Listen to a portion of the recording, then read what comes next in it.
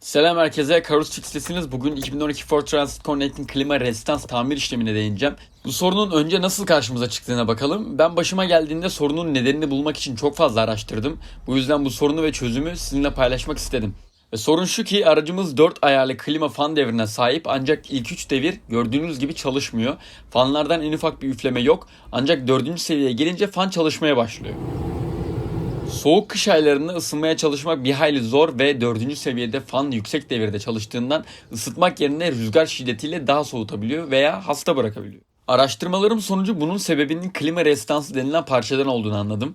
Rezistansımızın 4 devreye giden akımın kontrolünü sağlıyor ve üzerinde termik sigorta dediğimiz minik bir sigorta bulunuyor. Ve bu minik sigorta ilk 3 devrin güç akışını denetliyor. 4. devir direkt oraya gelen en yüksek akımda çalıştığından bu durumdan etkilenmiyor ve çalışmaya devam ediyor. Kısacası durumun özeti bu. Ancak buraya dikkat edelim, arzu ederseniz bu rezistansı komple değişip daha güvenli bir sonuç alabilirsiniz. Ama ben kendim tamir ettim, size nasıl yaptığımı göstermeyi amaçlıyorum ancak tavsiye etmiyorum. Bildiğiniz gibi araç parça piyasası dolar üzerinden dönmekte ve parçalar hiç de ucuz değiller. Bu rezistansın benim aracımda ithal kopyası 150-300 arası bir fiyat ancak siz birazdan bunu sadece 1 TL'ye nasıl çözebileceğinizi öğreneceksiniz. Size detaylı anlatımda kendi garaj veya bahçenizde yapabilirsiniz. Sadece adımları tekrar edin ve kanalımızı takip edip gelecek videolardan haberdar olun. Arabanızı kendiniz tamir edin. Şimdi hazırsanız başlayalım. Öncelikle rezistansın konumunu öğrenmek lazım. Aracımda torpidonun arkasında hemen klima motorunun yanında kalıyor. Bu yüzden rahat çalışmak açısından bu bölümü söküyoruz. Koruyucu keçeyi sabitlemek için plastik vidalar kullanılmış. Çok zorlanmadan yerlerinden alıyoruz.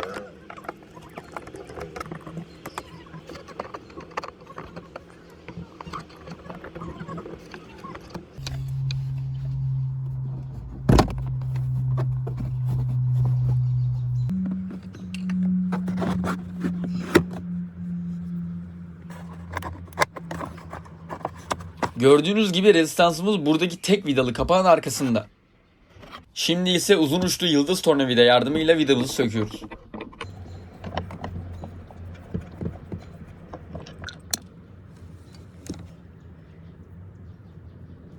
Vidamızdan sonra şimdi parçamızı da yerinden alıyoruz.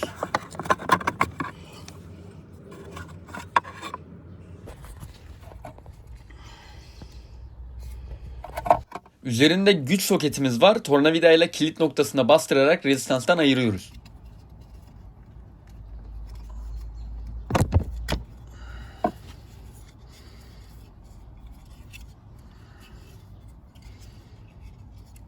Ve işte gördüğünüz yukarıda bahsettiğim yanmış olan termik sigorta. Üzerinde direnç, volt ve derece bilgilerimiz var. Yenisini alırken bunlara dikkat edilmesi önemli. Ben eski sigortamızı söktüm. Yenisini lehimlemek için işleme evde devam ediyorum. Termik sigorta internetten bulabilirsiniz. Ben sanayide zor da olsa bir parçacıdan bulabildim. Sağ olsun ücret almadan hediye etmek istedi. Kendisine tekrardan teşekkür ediyorum.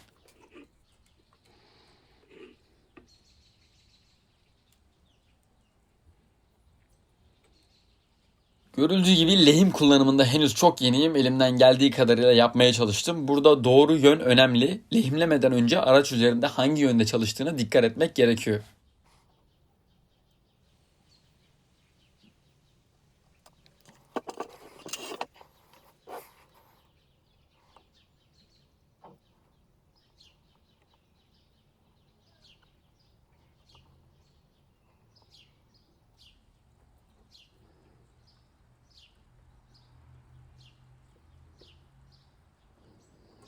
Lehimleme işlemi bitti. Sağlam olduğunu düşündüğüm için daha fazla devam etmedim. Şu anda idare eder bir görünüme sahip.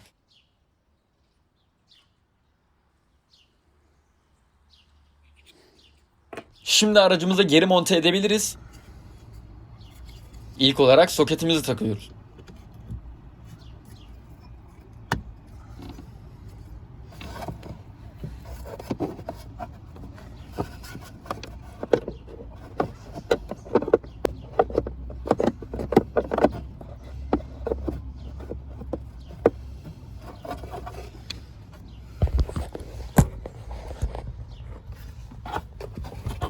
Daha sonrasında yerine doğru bir biçimde yerleştiğinden emin olup vidasını sıkıyoruz. Ufak bir bilgi, eğer böyle ulaşılması zorlu yerlere vida taşırken mıknatıslı bir tornavidanız bulunmuyorsa vidanın tornavidanızda kalması için ekstra bir mıknatısı tornavidanıza tutturmanız yeterli. Bu sayede vida manyetik nedeniyle tornavida ucuna tutunacaktır.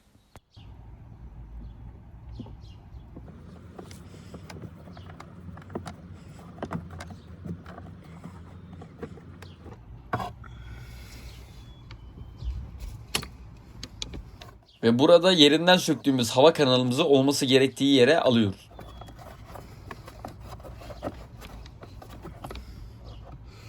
Geri kapatmadan önce gördüğümüz kirli alanları da temizliyoruz.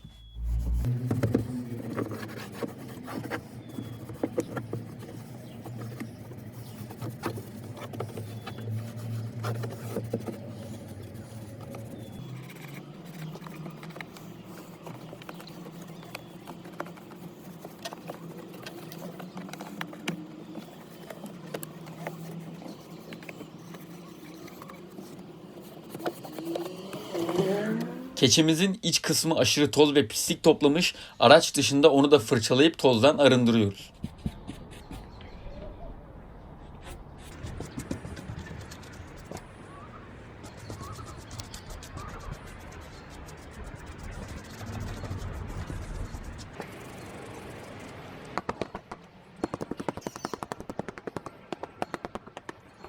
Temizlenmiş keçemizi yerine monte edelim.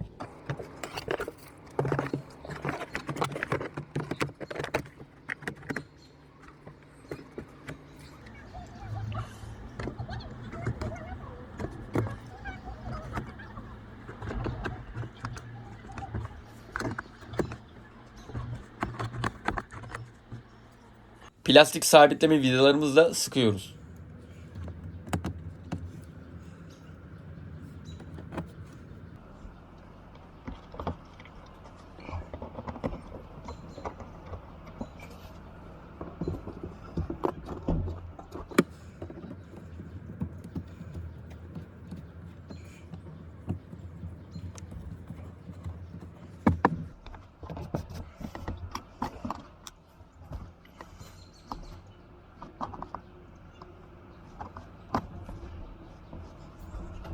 Torpidomuzu yerleştirmeden arkada kalacak kısımları da temizliyoruz.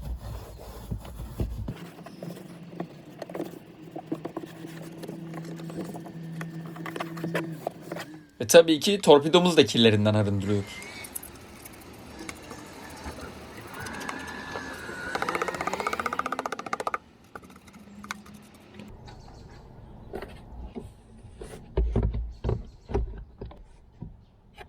Şimdi son olarak torpidomuzu da yerine yerleştirdik. Şimdi test edelim. Sesten de anlaşıldığı üzere klimamız ilk 3 devirde de çalışmaya başladı.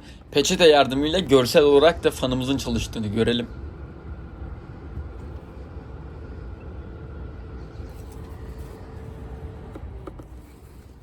Gördüğünüz gibi birinci seviyede de bir sorun yok. Klimamız ilk günkü gibi çalışmaya devam ediyor. Ve işte bu kadar. Aracımızın bir parçasını daha nasıl tamir edeceğimizi öğrendik. Videoyu beğendiyseniz beğenmeyi ve kanalımı takip etmeyi unutmayın. Eğer siz de kendi aracınızda uyguladıysanız sonuçları ve sorularınızı yorum olarak yazabilirsiniz. Karus Fixat, peace out.